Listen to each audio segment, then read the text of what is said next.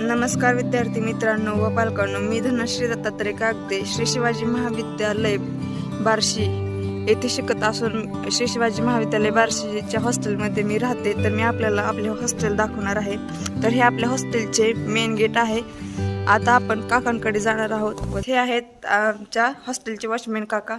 काका, तुमचं नाव काय आहे? शिवशरण बनसोडे. तुम्ही हॉस्टेलमध्ये काय काम करतात काका? हॉस्टेलमध्ये सोयीसाठी पाणी चालू करावं लागतं. पालकांना बसवायचं बाहेर. रात्री 1 वाजता जरी आजारी पडला मुलगी तरी आम्ही जगदाळे मामाच्या हॉस्पिटलमध्ये नेऊन ॲडमिट करणे किंवा कापून घेणे ही कामं आम्ही करतो. धन्यवाद काका बोलल्याबद्दल. केअर सेंटर आहे हॉस्टेलचं. इथं संध्याकाळी 7 ते 8 वाजेपर्यंत डॉक्टर साळेकर मॅडम असतात. तर इथं मुलींच्या हेल्थसाठी अशी व्यवस्था आहे. इथे एक बेड आहे. इथं मॅडम बसलेले असतात. इथं पण बेड आहे. याच्यामध्ये गोळ्या औषध असतात. हे सगळं मोफत असतं. मोफत जनरेटरकडे जात आहोत. हे जनरेटर लाईट गेल्यास हॉस्टेलच्या मुलींना लाईट पुरवण्यासाठी कामाला येतं. साईडने झाड आहेत. हे चिंचाचं मोठं झाड आहे जिथे की मुली बसून स्टडी करतात सावलीला. ही लायब्ररी आहे मुलींच्या अभ्यासाकरिता. नाईट स्टडी करतात मुली इथं. तर आपण आता हॉस्टेलच्या गेस्ट रूम कडे जात आहोत. इथली साईडची झाड आहेत. हे आहे हॉस्टेल. आता आपण गेस्ट हाऊस मध्ये जाणार आहोत. हे हॉस्टेलचं मेन गेट आहे आतमधलं. ह्या रेक्टर मॅडम आहेत. तर चला आपण गेस्ट हाऊस बघू आता. इथं वसंत हंगारेवर कर्नाटकचे राज्यपाल असेच VIP गेस्ट येत असतात. सीन आणि मिरर आहे. हे गेस्ट हाऊस नंबर 1 आहे आणि हे गेस्ट हाऊस नंबर 2 आहे. तर आपण गेस्ट हाऊस नंबर 1 बघू पहिल्यांदा. इथं सोफा आहे आणि इथं डायनिंग टेबल आहे. हे जगदाळे मामांचा फोटो आहे.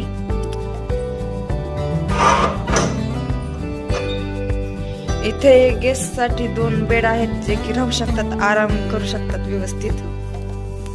हे त्यांच्यासाठी कपबोर्ड आहे जिथे की ते सामान ठेवू शकतात त्यांचं. इकडच्या साईडला वॉशरूम आहे आणि हे बेसिन आहे आणि मिरर पण आहे की आहे. त्याला कर्टन्स बसवले. VIP गेस्ट असतात त्याच्यामुळे त्यांना AC ची पण व्यवस्था आहे.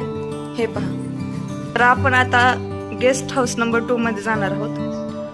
हा मोठा डायनिंग टेबल आहे. इथे सोफा आहेत. होण्यासाठी व्यवस्था असते कारण की भरपूर प्रमाणात गेस्ट येतात. आतमध्ये पण तसंच आहे जसं की त्या गेस्ट रूम मध्ये आहे. इथं झोपण्याची व्यवस्था आहे रेस्ट करण्यासाठी गेस्ट्सना. इथे ते कपबोर्ड आहे. गेस्टची खूप चांगली व्यवस्था करतात आमच्या हॉस्टेलमध्ये एंटर करणार आहोत. हे लाईट साठी आहे. इथे एंट्री बुक आहे. इथे बाहेर येण्या जाण्यासाठी एंट्री करावी लागते मुलींना. इथे चार्जिंग साठी स्विच आहेत आणि एंट्री करणं कंपल्सरी आहे. हा नोटीस बोर्ड आहे आणि इथे हॉस्टेलचे कमिटी मेंबर्स आहेत. नोटीस बोर्ड आहे आणि इथं गॅदरिंगची नोटीस लावली जाते. पण नोटीस बोर्डच आहे जिथे की दररोज सुविचार लिहिला जातो. हे फोटोज आहेत. आमच्या हॉस्टेलमध्ये कसलीच रॅगिंग होत नाही. हे स्टेज आहे सांस्कृतिक कार्यक्रमासाठी. तर ह्या 2 मॅडम आहेत ज्या की आपल्याच हॉस्टेलमध्ये राहतात. तर आपण त्यांना विचारू की त्यांना हॉस्टेल कसं वाटतं. मॅडम, तुम्हाला हॉस्टेल कसं वाटतं आपलं? हॉस्टेलमध्ये मुलींची सिक्युरिटी आहे, कॅमेरे आहेत आणि सुविधा भरपूर आहेत. धन्यवाद मॅडम बोलल्याबद्दल. हॉस्टेल मधल्या काही मुलींना विचारू की त्यांना हॉस्टेल कसं वाटतं. तुझं नाव काय? समृद्धी. किती वर्ष झालं आहेस? मी हॉस्टेलमध्ये 4 वर्ष झाली. आपलं हॉस्टेल खूप छान आहे. आपल्या हॉस्टेलमध्ये खूप सोयी आहेत. रूममध्ये 4 मुली आहेत आणि 4 बेड आहेत.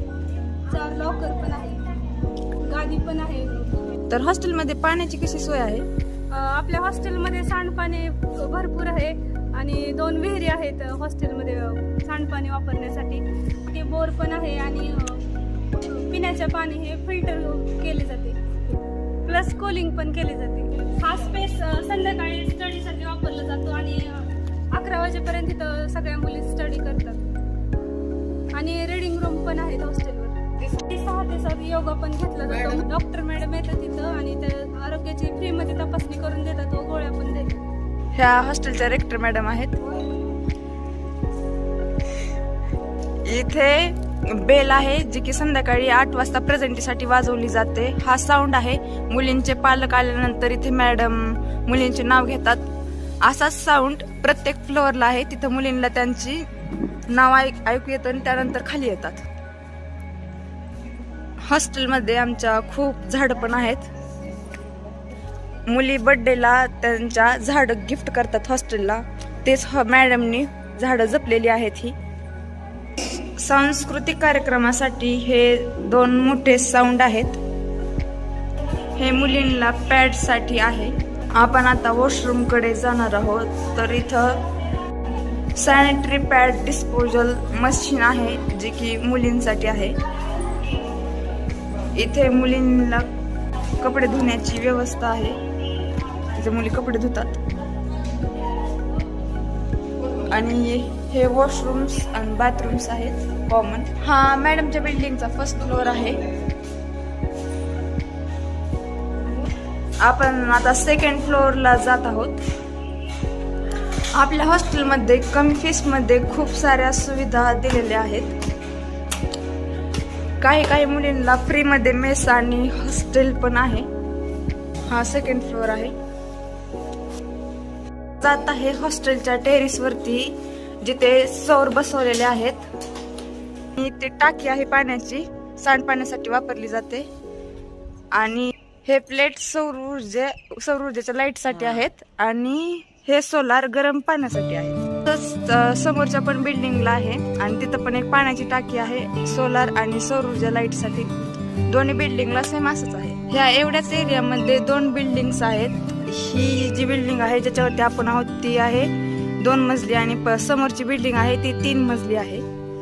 दोन्ही पण बिल्डिंगला गरम पाण्याची सोय आहे व एकूण मुलींची संख्या 500 आहे. एवढ्या सोयी असूनही आमच्या हॉस्टेलची फीस खूप कमी आहे.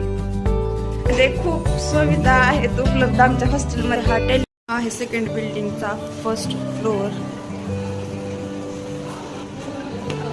हा आहे सेकंड फ्लोअर. इकडे साईडला रूम्स आहेत आणि इथे रीडिंग रूम पण आहे. आता आपण थर्ड फ्लोअरला जातो. हा आहे थर्ड फ्लोअर. पण आहे ज्या मुलींकडे मोबाईल नाही त्या मुली घरी कॉल करू शकतात. ही रेक्टर मॅडमची रूम आहे. ह्या रेक्टर मॅडम आहेत आणि इथे CCTV स्क्रीन आहे. याच्यातून मॅडम पाहतात मुली येतात जातात कुठून ते. फिल्टरचं पाणी आहे. हे पाण्याची टाकी आहे. इथं वॉटर कूलिंग आणि फिल्टर दोन्ही केलं जातं. कूलिंग दररोज केली जाते का? बघा मेस मध्ये मुली जेवण करत आहेत. मेस मध्ये फॅन लाईट जेवणाची व्यवस्था खूप छान आहे. हे फिल्टर आहे. याच्या साईडला बेसिन आहे. हे सेकंड बेसिन आहे. हे मेस आहे आणि हे मेस मध्ये किराणाचं दुकान आहे. येथे काकू भांडी घासतात. स्वच्छ ताट असतात. इथं ताट पुसण्यासाठी कपडा असतो. सध्या धुवायला टाकलाय वाटतं.